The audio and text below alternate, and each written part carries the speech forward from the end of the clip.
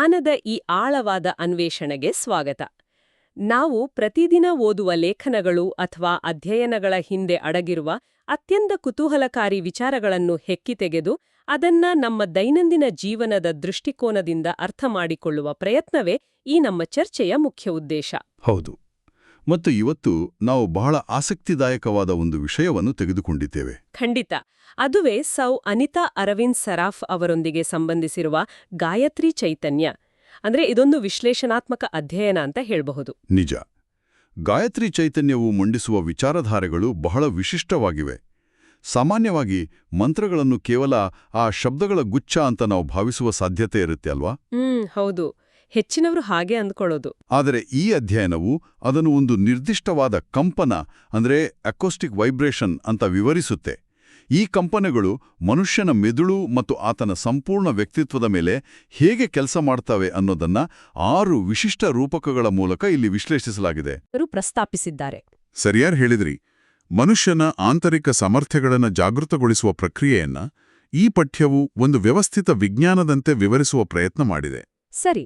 ಹಾಗಾದ್ರೆ ಆ 6 ರೂಪಕಗಳ ಬಗ್ಗೆ ನಾವು ಮೊದಲು ಮಾತಾಡೋಣ. ಗಾಯತ್ರಿ ಚೈತನ್ಯದಲ್ಲಿ ಪ್ರಸ್ತುತಪಡಿಸಲಾದ ಮೊದಲ ರೂಪಕ ಗಾಯತ್ರಿ ಮಂತ್ರವನ್ನು ಅಮೃತಕ್ಕೆ ಹೋಲಿಸ್ತೆ. ಅಮೃತ, ಹೌದು. ಪುರಾಣಗಳ ಪ್ರಕಾರ ಅಮೃತ ಅಂದ್ರೆ ಮರಣವನ್ನು ಗೆಲ್ಲುವ ಶಕ್ತಿ ಅಲ್ವಾ? ಅಂದ್ರೆ ಭೌತಿಕವಾಗಿ ಎಂದಿಗೂ ಸಾಯದಿರುವಿಕೆ ಅನ್ನೋ ಕಲ್ಪನೆ ಇದೆ. ಆದ್ರೆ ಕೇವಲ ಒಂದು ಮಂತ್ರದ ಪಠಣವು ಮನುಷ್ಯನನ್ನು ಆ ರೀತಿ ಭೌತಿಕವಾಗಿ ಅಮರನನ್ನಾಗಿಸಲು ಸಾಧ್ಯವೇ ಅನ್ನೋ ಆ ಒಂದು ತಾರ್ಕಿಕ ಪ್ರಶ್ನೆ ಹುಟ್ಕೊಡುತ್ತೆ. ಆ ಪ್ರಶ್ನೆ ಬರುವುದು ಬಹಳ ಸಹಜ. ಆದರೆ ಈ ಪಠ್ಯವನ್ನ ಆಳವಾಗಿ ಗಮನಿಸಿದಾಗ ಇಲ್ಲಿ ಅಮರತ್ವ ಅನ್ನೋ ಪದವನ್ನ ಭೌತಿಕ ಶರೀರದ ದೃಷ್ಟಿಯಿಂದ ಬಳಸಿಲ್ಲ ಅನ್ನೋದು ಸ್ಪಷ್ಟವಾಗುತ್ತೆ. ಓಕೆ, ಭೌತಿಕ ಶರೀರದ ದೃಷ್ಟಿಯಿಂದ ಅಲ್ಲ? ಖಂಡಿತ ಅಲ್ಲ. ಬದಲಾಗಿ ಇದು ಪ್ರಜ್ಞೆ ಮತ್ತು ಪರಂಪರೆಯ ಬಗ್ಗೆ ಮಾತಾಡ್ತಿದೆ ಅಂತ ಹೇಳ್ಬೋದು. ಗಾಯತ್ರಿ ಚೈತನ್ಯದಲ್ಲಿ ವಿವರಿಸಿರುವಂತೆ ಭೌತಿಕ ದೇಹವು ನಿಸರ್ಗದ ನಿಯಮಗಳಿಗೆ ಒಳಪಟ್ಟಿದೆ. ಅದಕ್ಕೊಂದು ಅಂತ್ಯ ಖಂಡಿತ ಇದ್ದೇ ಇದೆ. ಆದ್ರೆ ಮನುಷ್ಯನ ಆಲೋಚನೆಗಳು, ಆತನ ಸಾಧನೆಯಿಂದ ಉದ್ಭವಿಸಿದ ಸಕಾರಾತ್ಮಕ ಶಕ್ತಿ ಮತ್ತು ಸಮಾಜದ ಮೇಲೆ ಆತ ಬೀರುವ ಪ್ರಭಾವಗಳಿಗೆ ಮರಣವಿಲ್ಲ. ಅಂದ್ರೆ ಈ ಮಂತ್ರದ ಅಭ್ಯಾಸವು ವ್ಯಕ್ತಿಯ ಆಂತರಿಕ ಚೈತನ್ಯವನ್ನು ಜಾಗೃತಗೊಳಿಸಿ ಆತನ ಗಮನವನ್ನು ಕೇವಲ ಸ್ವಾರ್ಥ ಮತ್ತು ದೈನಂದಿನ ಉಳಿವಿಗಿಂತ ಮೇಲಿನ ಸ್ತರಕ್ಕೆ ಕೊಂಡೊಯ್ಯುತ್ತೆ ಅಂತ ಅವರು ವಾದಿಸಿದರು. ಅಕ್ಷರಶಃ ಅದೇ. ವ್ಯಕ್ತಿಯೊಬ್ಬ ಮಾಡುವ ಸತ್ಕಾರ್ಯಗಳು ಮತ್ತು ಆತನ ಜ್ಞಾನವು ಆತನ ಭೌತಿಕ ಅಸ್ತಿತ್ವದ ಆಚೆಗೂ ಶಾಶ್ವತವಾಗಿ ಉಳಿಯುವಂತೆ ಮಾಡುವ ಆ ಒಂದು ಉನ್ನತ ಬೌದ್ಧಿಕ ಸ್ಥಿತಿಗೆ ಈ ಮಂತ್ರ ದಾರಿ ಮಾಡಿಕೊಡುತ್ತೆ. ಅಂದ್ರೆ ಲೇಖಕರು ಇಲ್ಲಿ ಭೌತಿಕ ಅಮರತ್ವಕ್ಕಿಂತ ಹೆಚ್ಚಾಗಿ ಬೌದ್ಧಿಕ ಮತ್ತು ನೈತಿಕ ಪರಂಪರೆಯ ಬಗ್ಗೆ ಮಾತಾಡ್ತಿದ್ದಾರೆ. ಒಬ್ಬ ಶ್ರೇಷ್ಠ ವಿಜ್ಞಾನಿ ಅಥವಾ ತತ್ವಜ್ಞಾನಿ ತನ್ನ ಆಲೋಚನೆಗಳ ಮೂಲಕ ಇಂದಿಗೂ ಹೇಗೆ ಜೀವಂತವಾಗಿದ್ದಾನೋ ಅದೇ ರೀತಿಯ ಆಂತರಿಕ ಶ್ರೇಷ್ಠತೆಯನ್ನು ಸಾಧಿಸುವ ಪ್ರಕ್ರಿಯೆಯನ್ನು ಇಲ್ಲಿ ಅಮರತ್ವ ಅಂತ ಕರೆಯಲಾಗಿದೆ. ಅತ್ಯಂತ ಸೂಕ್ತವಾದ ಉದಾಹರಣೆ ಇದು. ಇದೇ ಸ್ವಯಂ ಅತೀತ ಸ್ಥಿತಿಯ ಬಗ್ಗೆ ಚರ್ಚಿಸುವಾಗ ಗಾಯತ್ರಿ ಚೈತನ್ಯವು ಕಲ್ಪವೃಕ್ಷ ಮತ್ತು ಕಾಮಧೇನುವಿನ ಅತ್ಯಂತ ಕುತೂಹಲಕಾರಿ ರೂಪಕವನ್ನು ಬಳಸುತ್ತೆ. ದೇವಲೋಕದಲ್ಲಿ ಬೇಡಿದ್ದನ್ನು ಕೊಡುವ ಮರ ಮತ್ತು ಹಸು ಇದೆ ಅನ್ನೋ ಕಥೆಗಳನ್ನು ನಾವೆಲ್ಲರೂ ಕೇಳಿದ್ದೀವಿ. ಹೌದು, ಪುರಾಣಗಳಲ್ಲಿ ಇದು ಬಹಳ ಪ್ರಸಿದ್ಧ. ಅದೇ ರೀತಿ ಈ ಮಂತ್ರವು ಕಲ್ಪವೃಕ್ಷವಿದ್ದಂತೆ ಅಂತ ಪಠ್ಯ ಹೇಳುತ್ತೆ. ಆದ್ರೆ ಇದನ್ನ ಓದಿದಾಗ ಇದು ಯಾವುದೇ ಪ್ರಯತ್ನವಿಲ್ಲದೆ ಎಲ್ಲವನ್ನೂ ನೀಡುವ ಒಂದು ಮ್ಯಾಜಿಕ್ ಯಂತ್ರದಂತೆ ಭಾಸವಾಗುವ ಅಪಾಯ ಖಂಡಿತ ಇದೆ. ಆ ಅಪಾಯದ ಅರಿವು ಈ ವಿಶ್ಲೇಷಣೆಗೂ ಇದ್ದಂತಿದೆ. ಹೌದಾ? ಹೌದು. ಏಕೆಂದ್ರೆ ಗಾಯತ್ರಿ ಚೈತನ್ಯವು ಮಂತ್ರವನ್ನು ಕೇವಲ ಒಂದು ಇಂದ್ರಜಾಲದ ಕಡ್ಡಿಯಂತೆ ಬಿಂಬಿಸುವುದಿಲ್ಲ. ಬದಲಾಗಿ ಇಲ್ಲಿ ಶ್ರದ್ಧೆ ಮತ್ತು ಏಕಾಗ್ರತೆ ಎಂಬ ಅತ್ಯಂತ ಕಠಿಣವಾದ ಷರತ್ತುಗಳನ್ನು ವಿಧಿಸಲಾಗಿದೆ. ಶ್ರದ್ಧೆ ಮತ್ತು ಏಕಾಗ್ರತೆ? ಹೌದು. ಮಂತ್ರವು ತನ್ನಷ್ಟಕ್ಕೆ ತಾನೇ ಎಲ್ಲವನ್ನೂ ಕೊಟ್ಟುಬಿಡುವುದಿಲ್ಲ ಅಂತ ಪಠ್ಯವು ಸ್ಪಷ್ಟಪಡಿಸುತ್ತೆ. ಮನಸ್ಸಿನ ಎಲ್ಲಾ ಚಂಚಲತೆಗಳನ್ನು ಬದಿಗೊತ್ತಿ ಅಚಲವಾದ ನಂಬಿಕೆ ಮತ್ತು ಸಮರ್ಪಣಾಭಾವದಿಂದ ಒಂದೇ ಗುರಿಯತ್ತ ಗಮನಹರಿಸಿದಾಗ ಮಾತ್ರ ಇದು ಕಲ್ಪವೃಕ್ಷವಾಗಿ ಕೆಲಸ ಮಾಡುತ್ತೆ. ಇದನ್ನ ನಾವು ಆಧುನಿಕ ಮನೋವಿಜ್ಞಾನದ ದೃಷ್ಟಿಯಿಂದಲೂ ನೋಡಬಹುದು ಅಲ್ವಾ? ಮನುಷ್ಯನ ಮೆದುಳು ಯಾವುದರ ಮೇಲೆ ತೀವ್ರವಾಗಿ ಗಮನ ಕೇಂದ್ರೀಕರಿಸುತ್ತದೆಯೋ ಆ ಗುರಿಯನ್ನು ಸಾಧಿಸುವ ಅವಕಾಶಗಳನ್ನು ಅದು ವಾಸ್ತವದಲ್ಲಿ ಹುಡುಕಲು ಪ್ರಾರಂಭಿಸುತ್ತದೆ. ನಿಖರವಾಗಿ. ಇದನ್ನೇ ನಾವು ಆಧುನಿಕ ವಿಜ್ಞಾನದಲ್ಲಿ ರೆಟಿಕ್ಯುಲರ್ ಆಕ್ಟಿವೇಟಿಂಗ್ ಸಿಸ್ಟಮ್ ಅಂತ ಕರಿತೀವಿ. ಅಂದ್ರೆ ನಮ್ಮ ಆಲೋಚನೆಗಳು ಎತ್ತ ಕಡೆ ಇರುತ್ತವೆಯೋ ನಮ್ಮ ಮೆದುಳು ಅದೇ ರೀತಿಯ ಅವಕಾಶಗಳನ್ನು ಗುರುತಿಸುವಂತೆ ಪ್ರೋಗ್ರಾಮ್ ಆಗುತ್ತೆ. ಅದ್ಭುತವಾದ ಹೋಲಿಕೆ ಇದು. ಗಾಯತ್ರಿ ಚೈತನ್ಯವು ವಾದಿಸುವುದು ಕೂಡ ಇದನ್ನೇ. ಮನುಷ್ಯನ ಚಂಚಲ ಮನಸ್ಸನ್ನು ಮಂತ್ರದ ಮೂಲಕ ಒಂದು ಬಿಂದುವಿನಲ್ಲಿ ಕೇಂದ್ರೀಕರಿಸಿದಾಗ ಆತನ ಸಂಕಲ್ಪ ಶಕ್ತಿ ಎಷ್ಟು ಪ್ರಬಲವಾಗುತ್ತೆ ಅಂದ್ರೆ ಆತನ ಅಪೇಕ್ಷಿತ ಆಕಾಂಕ್ಷೆಗಳನ್ನು ಈಡೇರಿಸಿಕೊಳ್ಳುವ ಸಾಮರ್ಥ್ಯವನ್ನು ಆತನೇ ಬೆಳೆಸ್ಕೊಳ್ತಾನೆ. ಹಾಗಾಗಿ ಇದು ಹೊರಗಿನಿಂದ ಏನನ್ನೋ ತಂದುಕೊಡುವ ಪ್ರಕ್ರಿಯೆ ಅಲ್ಲ, ಬದಲಾಗಿ ನಮ್ಮೊಳಗಿರುವ ಗುರಿ ಸಾಧನೆಯ ಸಾಮರ್ಥ್ಯವನ್ನು ಗರಿಷ್ಠ ಮಟ್ಟಕ್ಕೆ ತೆಗೆದುಕೊಂಡು ಹೋಗುವ ಪ್ರಕ್ರಿಯೆ ಅಂತ ವಿಶ್ಲೇಷಿಸಬಹುದು. ಖಂಡಿತ. ಈ ದೃಷ್ಟಿಕೋನವು ಪಠ್ಯದ ಉದ್ದೇಶವನ್ನು ಬಹಳ ನಿಖರವಾಗಿ ಪ್ರತಿಬಿಂಬಿಸುತ್ತೆ. ಮನುಷ್ಯನ ಸುಪ್ತ ಶಕ್ತಿಗಳನ್ನು ಜಾಗೃತಗೊಳಿಸುವುದೇ ಇಲ್ಲಿನ ಮೂಲ ಆಶಯ. ಮತ್ತು ಈ ಆಂತರಿಕ ಸಾಮರ್ಥ್ಯವನ್ನು ಬೆಳೆಸಿಕೊಳ್ಳುವ ಪ್ರಕ್ರಿಯೆಯು ಮೂನಿನ ಪರಿಕಲ್ಪನೆಗೆ ಬಹಳ ಸಹಜವಾಗಿ ನಮ್ಮನ್ನು ಕೊಂಡೊಯ್ಯುತ್ತೆ. ಗಾಯತ್ರಿ ಚೈತನ್ಯದಲ್ಲಿ ಉಲ್ಲೇಖವಾಗಿರುವ ಮೂರನೇ ವಿಶಿಷ್ಟ ರೂಪವೆಂದರೆ ಗಾಯತ್ರಿ ಮಂತ್ರವನ್ನು ಪಾರಸಮಣಿಗೆ ಹೋಲಿಸಿರುವುದು. ಪಾರಸಮಣಿ ಅಂದ್ರೆ ಸ್ಪರ್ಶಮಣಿ. ಹೌದು, ಪಾರಸಮಣಿಯು ಕಬ್ಬಿಣವನ್ನು ಸ್ಪರ್ಶಿಸಿದರೆ ಅದು ಚಿನ್ನವಾಗಿ ಬದಲಾಗುತ್ತೆ ಅನ್ನೋದು ಹಳೆಯ ನಂಬಿಕೆ. ಈ ಮಂತ್ರವನ್ನು ಪಠಿಸುವ ಸಾಧಕನನ್ನು ಇದು ತನ್ನಂತೆಯೇ ಶ್ರೇಷ್ಠನನ್ನಾಗಿ ಪರಿವರ್ತಿಸುತ್ತೆ ಅಂತ ಇಲ್ಲಿ ಹೇಳಲಾಗಿದೆ. ಪಾರಸಮಣಿಯ ಈ ರೂಪಕವನ್ನು ನಾವು ಕೇವಲ ಭೌತಿಕ ಬದಲಾವಣೆಯ ದೃಷ್ಟಿಯಿಂದ ನೋಡದೆ ಮಾನಸಿಕ ರೂಪಾಂತರದ ದೃಷ್ಟಿಯಿಂದ ನೋಡುವುದು ಸೂಕ್ತ. ಅಂದ್ರೆ ಕಬ್ಬಿಣವನ್ನು ಚಿನ್ನವನ್ನಾಗಿ ಮಾಡುವುದು ಎಂದರೆ ಕೇವಲ ಹೊರಗಿನ ಬಣ್ಣವನ್ನು ಬದಲಾಯಿಸುವುದಲ್ಲ, ಬದಲಾಗಿ ವಸ್ತುವಿನ ಮೂಲ ರಚನೆಯನ್ನೇ ಉನ್ನತೀಕರಿಸುವುದು ಅಂತ ಅರ್ಥೈಸಬಹುದಾ? ಹೌದು. ಮನುಷ್ಯನು ಹುಟ್ಟಿನಿಂದ ಅಥವಾ ಪರಿಸರದ ಪ್ರಭಾವದಿಂದ ಅನೇಕ ದೌರ್ಬಲ್ಯಗಳನ್ನು, ಅಹಂಕಾರವನ್ನು, ಆಧಾರರಹಿತ ಭಯವನ್ನು ಹೊಂದಿರಬಹುದು. ಇವುಗಳನ್ನು ಮನುಷ್ಯನ ಒಳಗಿರುವ ಕಬ್ಬಿಣ ಅಥವಾ ಮೂಲಭೂತ ದೌರ್ಬಲ್ಯಗಳು ಅಂತ ಪರಿಗಣಿಸಿದರೆ, ಈ ಮಂತ್ರದ ಅಭ್ಯಾಸವು ಆ ದೌರ್ಬಲ್ಯಗಳನ್ನು ಹೇಗೆ ಕರಗಿಸುತ್ತೆ ಅನ್ನೋದು ಮುಖ್ಯವಾಗುತ್ತೆ. ನಿರಂತರ ಅಭ್ಯಾಸ ಮತ್ತು ಅದರಲ್ಲಿ ಅಡಗಿರುವ ಚೈತನ್ಯವು ವ್ಯಕ್ತಿಯ ಆಂತರಿಕ ಪ್ರಪಂಚವನ್ನು ಸ್ಪರ್ಶಿಸಿದಾಗ ಆತನಲ್ಲಿರುವ ನಕಾರಾತ್ಮಕ ಗುಣಗಳು ಕಡಿಮೆಯಾಗುತ್ತಾ ಬರುತ್ತವೆ ಅಂತ ಲೇಖಕರು ಸೂಚಿಸ್ತಾರೆ. ಅಂದ್ರೆ ಭಯದ ಜಾಗದಲ್ಲಿ ಸ್ಪಷ್ಟತೆ ಬರುತ್ತೆ. ಹೌದು, ಭಯದ ಜಾಗದಲ್ಲಿ ಸ್ಪಷ್ಟತೆ, ಅಹಂಕಾರದ ಜಾಗದಲ್ಲಿ ಕರುಣೆ ಮತ್ತು ಪ್ರೀತಿ, ಹಾಗೂ ಚಂಚಲತೆಯ ಜಾಗದಲ್ಲಿ ಸಮಚಿತ್ತದಂತಹ ಗುಣಗಳು ವಿಕಸಿಸುತ್ತವೆ. ಒಬ್ಬ ಸಾಮಾನ್ಯ ಮನುಷ್ಯನು ತನ್ನ ಮಿತಿಗಳನ್ನು ಮೀರಿ ಬೆಳೆಯುವ ಈ ಪ್ರಕ್ರಿಯೆಯನ್ನೇ ಪಠ್ಯವು ಪಾರಸಮಣಿಯ ಸ್ಪರ್ಶ ಅಂತ ಕರೆಯುತ್ತೆ. ಇದೊಂದು ರೀತಿ ವ್ಯಕ್ತಿತ್ವದ ಸಂಪೂರ್ಣ ಮರುನಿರ್ಮಾಣದ ಸಂಕೇತ ಅಂತ ಹೇಳಬಹುದು. ವ್ಯಕ್ತಿತ್ವದ ಈ ಮರುನಿರ್ಮಾಣದ ಬಗ್ಗೆ ಚರ್ಚಿಸುವಾಗ ಗಾಯತ್ರಿ ಚೈತನ್ಯವು ಸ್ವಚ್ಛತೆಯ ಒಂದು ಹೊಸ ಆಯಾಮವನ್ನು ಪರಿಚಯಿಸುತ್ತೆ. ಅದುವೇ ಬ್ರಹ್ಮಗಂಗೆ. ಬ್ರಹ್ಮಗಂಗೆ. ಹೌದು, ಗಂಗಾ ನದಿಯ ಬಗ್ಗೆ ನಾವೆಲ್ಲರೂ ತಿಳಿದಿದ್ದೇವೆ. ಬಹಳ ಸ್ಪಷ್ಟವಾದ ವ್ಯತ್ಯಾಸವನ್ನು ಇಲ್ಲಿ ಪ್ರಸ್ತಾಪಿಸುತ್ತೆ. ಲೇಖಕರು ಹೊರಗಿನ ಶುದ್ಧಿಗಿಂತ ಒಳಗಿನ ಶುದ್ಧಿಯ ಕಡೆಗೆ ಹೆಚ್ಚು ಗಮನ ಹರಿಸಿರುವಂತೆ ತೋರುತ್ತೆ ಅಲ್ವಾ? ನಿಜ. ಮತ್ತು ಈ ವ್ಯತ್ಯಾಸವು ನಮ್ಮ ಆಧುನಿಕ ಜೀವನ ಶೈಲಿಗೆ ಬಹಳ ಹತ್ತಿರವಾದದ್ದು. ಭೌತಿಕ ಜಗತ್ತಿನಲ್ಲಿ ನಾವು ದೈಹಿಕ ಸ್ವಚ್ಛತೆಗೆ ಅಪಾರವಾದ ಆದ್ಯತೆಯನ್ನ ನೀಡುತ್ತೇವೆ. ಆದರೆ ನಮ್ಮ ದೈನಂದಿನ ಜೀವನದಲ್ಲಿ ನಾವು ಎದುರಿಸುವ ಮಾಹಿತಿ ಸ್ಫೋಟ, ವೃತ್ತಿಪರ ಒತ್ತಡಗಳು, ಅಸೂಯೆ, ನಿರಾಸೆ ಮತ್ತು ಕೋಪಗಳಂತಹ ಮಾನಸಿಕ ಮಲಿನತೆಗಳ ಬಗ್ಗೆ ನಾವು ಅಷ್ಟೇ ಕಾಳಜಿ ವಹಿಸುವುದಿಲ್ಲ. ಹೌದು, ಆ ಮಾನಸಿಕ ಕೊಳೆಯನ್ನು ನೀರಿನಿಂದ ತೊಳೆಯಲು ಖಂಡಿತ ಸಾಧ್ಯವಿಲ್ಲ. ಸರಿಯಾಗಿ ಹೇಳಿದ್ರಿ. ಇಲ್ಲಿ ಗಾಯತ್ರಿ ಮಂತ್ರವು ಬ್ರಹ್ಮಗಂಗೆಯಾಗಿ ಕೆಲಸ ಮಾಡುತ್ತೆ ಅಂತ ಗಾಯತ್ರಿ ಚೈತನ್ಯವು ವಾದಿಸುತ್ತೆ. ಮಂತ್ರದ ಧ್ಯಾನವು ಮೆದುಳಿಗೆ ಮತ್ತು ಮನಸ್ಸಿಗೆ ಒಂದು ರೀತಿಯ ಸ್ನಾನದಂತೆ ಕೆಲಸ ಮಾಡಿ ಆಂತರಿಕ ಮಲಿನತೆಗಳನ್ನು ನಿವಾರಿಸುತ್ತೆ. ಇದನ್ನ ನಾವು ಇಂದಿನ ಕಾಗ್ನಿಟಿವ್ ಹೈಜೀನ್ ಅಥವಾ ಮಾನಸಿಕ ನೈರ್ಮಲ್ಯದ ಪರಿಕಲ್ಪನೆಗೆ ಸಮೀಕರಿಸಬಹುದು. ದಿನವಿಡೀ ನಾವು ಸಂಗ್ರಹಿಸುವ ಬೇಡವಾದ ಆಲೋಚನೆಗಳು ಮತ್ತು ಆತಂಕಗಳನ್ನು ನಿವಾರಿಸಲು ಮನಸ್ಸಿಗೆ ಒಂದು ರೀಸೆಟ್ ಗುಂಡಿಯ ಅವಶ್ಯಕತೆ ಇರುತ್ತೆ. ಖಂಡಿತ ಇರುತ್ತೆ. ಬ್ರಹ್ಮರೂಪದ ಗಾಯತ್ರಿಯ ಪಠಣವು ಆತ್ಮವನ್ನು ಪವಿತ್ರಗೊಳಿಸುತ್ತೆ ಅಂತ ಪಠ್ಯವು ಹೇಳುವಾಗ ಅದು ಈ ಮಾನಸಿಕ ಸ್ಪಷ್ಟತೆಯನ್ನ ಮರಳಿ ಪಡೆಯುವ ಪ್ರಕ್ರಿಯೆನೇ ಸೂಚಿಸುತ್ತಿರಬಹುದು.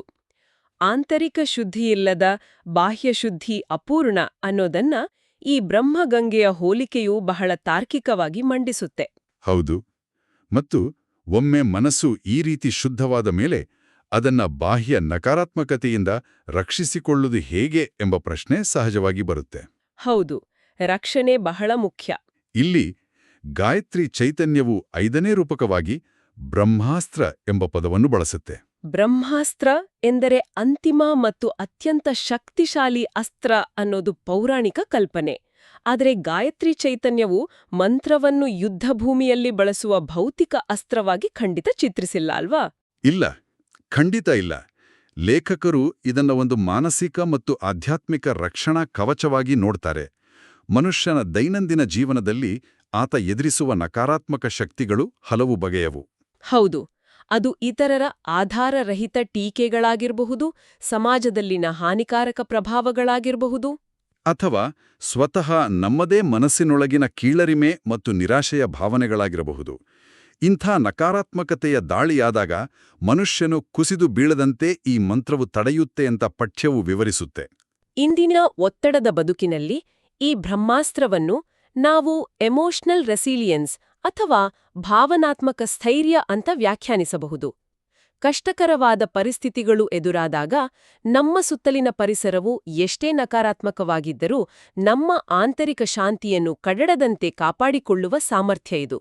ನಿಜ, ಗಾಯತ್ರಿ ಚೈತನ್ಯವು ಮಂತ್ರದ ಸಾಧಕನ ಸುತ್ತ ಒಂದು ಅದೃಶ್ಯವಾದ ಸಕಾರಾತ್ಮಕ ಶಕ್ತಿಯ ಕವಚ ನಿರ್ಮಾಣವಾಗುತ್ತೆ ಅಂತ ಹೇಳಿದಾಗ ಅದು ಈ ಮಾನಸಿಕ ಸ್ಥೈರ್ಯದ ಕಟ್ಟುವಿಕೆಯನ್ನೇ ಸೂಚಿಸುತ್ತೆ.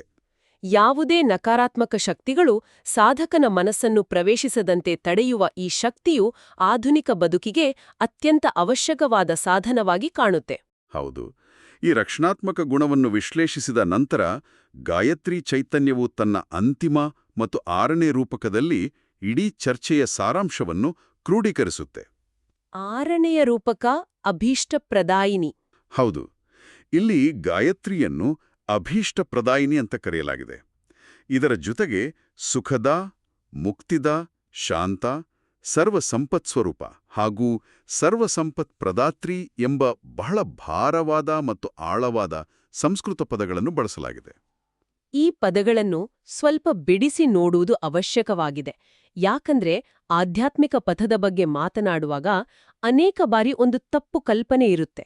ಅದೇನೆಂದ್ರೆ ಆಧ್ಯಾತ್ಮಿಕ ಬೆಳವಣಿಗೆಯೆಂದ್ರೆ ಭೌತಿಕ ಜಗತ್ತಿನಿಂದ ದೂರ ಓಡುವುದು, ಸಂಪತ್ತನ್ನು ಸಂಪೂರ್ಣವಾಗಿ ತಿರಸ್ಕರಿಸುವುದು ಮತ್ತು ಕೇವಲ ವೈರಾಗ್ಯವನ್ನು ಅಪ್ಪಿಕೊಳ್ಳುವುದು ಅಂತ. ಆ ತಪ್ಪು ಕಲ್ಪನೆ ಬಹಳ ಜನರಲ್ಲಿದೆ. ಆದರೆ ಗಾಯತ್ರಿ ಚೈತನ್ಯವು ಗಾಯತ್ರಿಯನ್ನು ಸರ್ವಸಂಪತ್ಸ್ವರೂಪ ಮತ್ತು ಸರ್ವಸಂಪತ್ ಪ್ರದಾತ್ರಿ ಅಂತ ಕರೆಯೋ ಮೂಲಕ ಈ ಸಾಂಪ್ರದಾಯಿಕ ಕಲ್ಪನೆಯನ್ನು ಮುರಿಯುತ್ತೆ. ಲೇಖಕರು ಇಲ್ಲಿ ಸಂಪತ್ತನ್ನು ಕೇವಲ ಹಣ ಅಥವಾ ಭೌತಿಕ ಆಸ್ತಿಗೆ ಮಾತ್ರ ಸೀಮಿತಗೊಳಿಸಿಲ್ಲ. ಹೌದು, ಈ ವಿಶ್ಲೇಷಣೆಯಲ್ಲಿ ಸಂಪತ್ತಿನ ವ್ಯಾಖ್ಯಾನ ಬಹಳ ವಿಸ್ತಾರವಾಗಿದೆ. ಉತ್ತಮ ಆರೋಗ್ಯ, ತೀಕ್ಷ್ಣವಾದ ಬುದ್ಧಿಮತ್ತೆ, ಜೀವನದಲ್ಲಿನ ಸುಖ, ಕೌಶಲ್ಯಗಳು ಮತ್ತು ಸಕಾರಾತ್ಮಕ ಸಂಬಂಧಗಳು ಇವೆಲ್ಲವನ್ನೂ ಸಂಪತ್ತಿನ ವಿವಿಧ ರೂಪಗಳೆಂದೇ ಪರಿಗಣಿಸಲಾಗಿದೆ. ನಿಜ, ಈ ಮಂತ್ರವು ಇವೆಲ್ಲವನ್ನೂ ಒಳಗೊಂಡ ಸಮೃದ್ಧಿಯನ್ನು ಒದಗಿಸುತ್ತಲೇ ಮನಸ್ಸಿಗೆ ಅಚಲವಾದ ಶಾಂತಿಯನ್ನು ತಂದುಕೊಡುತ್ತೆ ಅಂತ ಪಠ್ಯವು ಹೇಳುತ್ತೆ. ಮತ್ತು ಅಂತಿಮವಾಗಿ ಈ ಭೌತಿಕ ಮತ್ತು ಮಾನಸಿಕ ವಲಯಗಳ ಮಿತಿಗಳನ್ನು ದಾಟಿ ಮನುಷ್ಯನನ್ನು ಆತಂಕ ಮತ್ತು ಅಜ್ಞಾನದ ಚಕ್ರದಿಂದ ವಿಮೋಚನೆಗೊಳಿಸುವ ಮುಕ್ತಿದಾಯಿಯಾಗಿಯೂ ಇದು ಕಾರ್ಯನಿರ್ವಹಿಸುತ್ತೆ ಅಂತ ವಿವರಿಸಲಾಗಿದೆ. ಇದು ಕೇವಲ ಭೌತಿಕ ಸಮೃದ್ಧಿಯಲ್ಲ, ಬದಲಾಗಿ ಮಾನಸಿಕ ಶಾಂತಿ ಮತ್ತು ಆಧ್ಯಾತ್ಮಿಕ ಮುಕ್ತಿಯನ್ನು ಒಳಗೊಂಡ ಒಂದು ಸಂಪೂರ್ಣ ವ್ಯವಸ್ಥೆಯಾಗಿದೆ. ಜೀವನದ ಯಾವೊಂದು ಆಯಾಮವನ್ನು ತಿರಸ್ಕರಿಸದೆ ಎಲ್ಲವನ್ನೂ ಒಳಗೊಳ್ಳುವ ಒಂದು ಸಮಗ್ರವಾದ ದೃಷ್ಟಿಕೋನ ಇದು. ಖಂಡಿತ.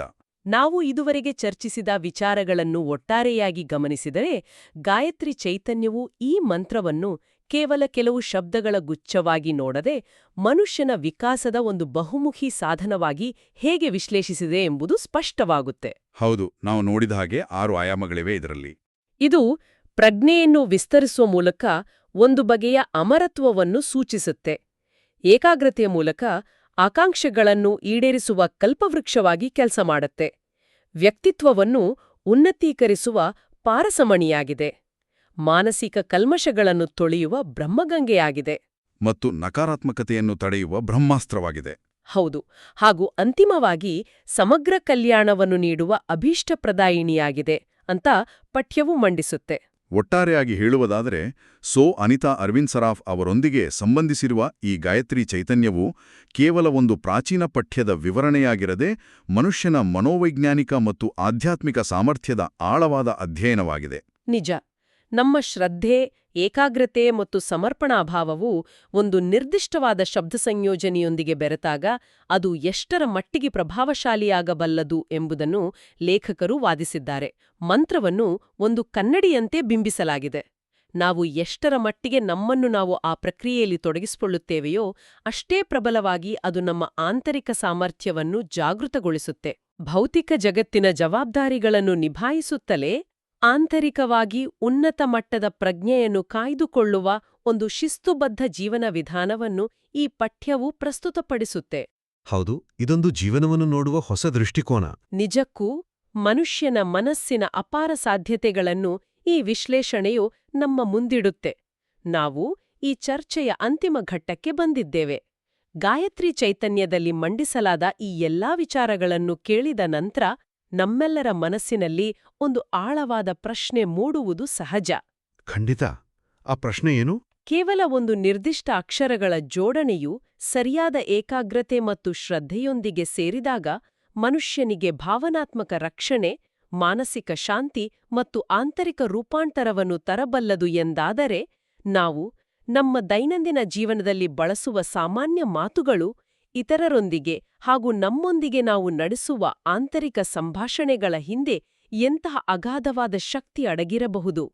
ಬಹಳ ಪ್ರಬಲವಾದ ಚಿಂತನೆ ಇದು. ಹೌದು, ಮನುಷ್ಯನ ಪ್ರತಿಯೊಂದು ಆಲೋಚನೆಯೂ ಪ್ರತಿಯೊಂದು ನುಡಿಯೂ ಆತನ ವಾಸ್ತವವನ್ನು ಸೃಷ್ಟಿಸುವಲ್ಲಿ ಎಷ್ಟರ ಮಟ್ಟಿಗೆ ಪಾತ್ರವಹಿಸುತ್ತವೆ ಎಂಬುದನ್ನು ನಾವು ಆಳವಾಗಿ ಚಿಂತಿಸಬೇಕಿದೆ. ಆ ಚಿಂತನೆ ಪ್ರತಿಯೊಬ್ಬರಿಗೂ ಅಗತ್ಯ. ಜ್ಞಾನದ ಮತ್ತು ಹೊಸ ವಿಚಾರಗಳ ಈ ವಿಶ್ಲೇಷಣಾತ್ಮಕ ಪಯಣದಲ್ಲಿ ನಮ್ಮೊಡನೆ ಹೆಜ್ಜೆ ಹಾಕಿದ್ದಕ್ಕಾಗಿ ಧನ್ಯವಾದಗಳು. ಆಲೋಚನೆಗಳನ್ನು ವಿಸ್ತರಿಸುವ ಮತ್ತಷ್ಟು ಕುತೂಹಲಕಾರಿ ವಿಷಯಗಳೊಂದಿಗೆ ಮುಂದಿನ ಬಾರಿ ಮತ್ತೆ ಭೇಟಿಯಾಗೋಣ. ಮನುಷ್ಯನ ಆಲೋಚನೆಗಳು ಸಕಾರಾತ್ಮಕವಾದಾಗ ಆತನ ಮಾತುಗಳು ಶಕ್ತಿಶಾಲಿಯಾಗುತ್ತವೆ. ನಮಸ್ಕಾರ. ನಮಸ್ಕಾರ.